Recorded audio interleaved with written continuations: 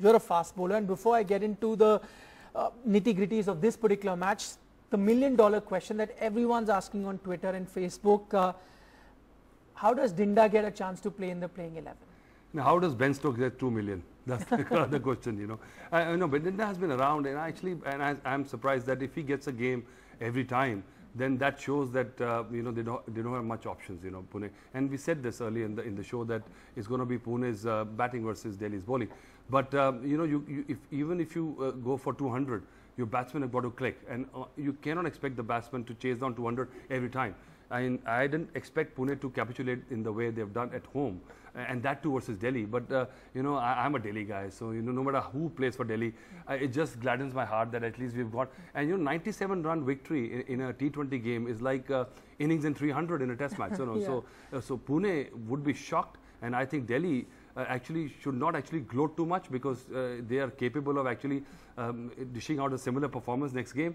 So they just should you know, just bank on what they did well and just fill in their gaps. They still have got a lot of gaps. Okay, now what this game has done apart from Delhi winning is just thrown the logic out of the window, because before this, any team that used to chase in Pune used to win. That also didn't happen. Yeah, because the dew factor was not there, and it's too hot actually. So once it gets scorching, and Pune has had a you know, very hot summer. So I think that if the dew factor goes out, then 200 looks difficult, you know. And when the pressure of the scoreboard can actually hamper your stroke play, we saw Dhoni struggle. Dhoni is struggling. You know, that is the big thing, because if you bank too much on Dhoni, and where you bat Dhoni, because Dhoni doesn't want to be the finisher anymore. Right. You've got players up front, so I think they should bat Dhoni up front. You know, give him that luxury, because Dhoni starts slow and he loves to actually build his innings and then go for it. He's not getting that luxury where he's batting right now. Probably that's where Pune is going wrong. But where do they get the bowlers? I mean, if you get tonked like this, it was not bad bowling, but it was you know, not inspiring enough, or they didn't think much. Okay. And on Delhi's part, you know, Chris Morris took the game away, I think. Right. As you say, one major reason was, of course, Dhoni's form. We've seen that coming into this IPL, something that they need to change. But the other thing is their inspirational captain, and not just as a captain, but as the main batsman of the team, Steven Smith wasn't playing this game. I don't think so. That makes such a difference. You know, if you expect your captain, who's probably the best batsman at this point, get runs, and you lead, and there's not much leading in T20 game. Let me tell you, because well, as a batsman, yeah, you know, if when you're chasing 200, you would want somebody like Steven Smith there. But if he's not there, what do? You've got other players. You know, still got 120 balls. Yeah. What you do up front? But Zaheer Khan was canny. You know, he's a wily fox. So he knew exactly what length, and you know, he does that reverse thing, where the ball is released fast, but the ball grips it a bit.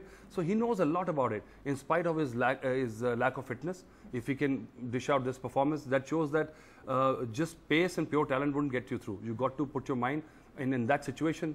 You got to read and then deliver. Okay, now let's talk about Sanju Samson, and in the context of his career, where it was going. You know, he came in with a bang in the IPL, hasn't had great last few seasons. In domestic cricket had an incident, so he was probably down in the dumps. If there was anyone who needed a good knock, probably it was him, and he got it. Yeah, again, I would say that we should not go over the top. You know, he's got talent. We've seen it when he plays for Rajasthan Royal. You know, I would credit Shane Warne for that. You know, he gave him the chances. Rahul Dravid actually shaped his career. But eventually, when these guys get the fame, the money, the adulation, some of them flip out, and that's what happened to Sanju Samson. He's had issues with his Ranji Trophy team. You know, he's had a lot of issues with his attitude. You know, he has got to realize that the game is too big. Nobody cares about your talent if you're not there. You know, somebody will step up and take your place. So you got to just deliver, keep your head down, you know, and forget this IPL when the domestic cricket comes around, because it's the total package the selectors look at. You know, you could be Don Bradman. I mean, the game won't care about you. You just got to keep your head down and deliver for the team. I know these are early days, and you just mentioned how you're a proud Delhiite, so keeping your fingers crossed. But Delhi look like the real deal. I mean, they could lose, but going by the past 3 seasons where they were actually fighting for the wooden spoon, this team is looking like the real deal to you. Well, I will not hold my breath. You know, I would still wait, because they've looked the real deal for the last 10 years a few times, and then suddenly they flattered to deceive. They got to do a lot more things, right? Amit Mishra was somebody who I was banking to come good today, because last match he got tonked. Any bowler will get tonked, you know, but how you come back? So he backed his talent, and he's almost the highest wicket taker in T20. So how do you build your bowling attack around him? Now you've got Chris Morris. You know, he could be the X factor for Delhi. Today we saw it's not just his bowling. You know, Zahir Khan, I saw him few months ago, couple of months ago, 3 months ago. He was bloated. I said, Zahir, are you going to play IPL? But he's back in shape. So he understands his body so much that he knew he's going to be back, and he knows he'll deliver. These are the kind of guys, and these are the kind of attitude you need for a team to do well. And I think after this win, they would actually, say, yeah, I think we've got the combination. We can do it. Okay, Zahir owns a gym, so he must have had many trainers working with him. Finally, what would Pune do from here? Because at the moment, out of all the teams that we've seen, and we were discussing this amongst all the sports journalists, that Pune is looking like the weakest side at the moment. They've lost 2 out of those 3. Bowling, even if you get 200, who's going to defend 200 for you? Yeah, so but do they have anyone? Exactly. If you've got likes of Dinda playing every game, and I don't know, after so many years, if this is the best he can dish out, he's lucky to have a contract. I've seen better bowlers than him not getting a contract. I think IPL, if they can go out and throw the net, I don't know how the mechanics work.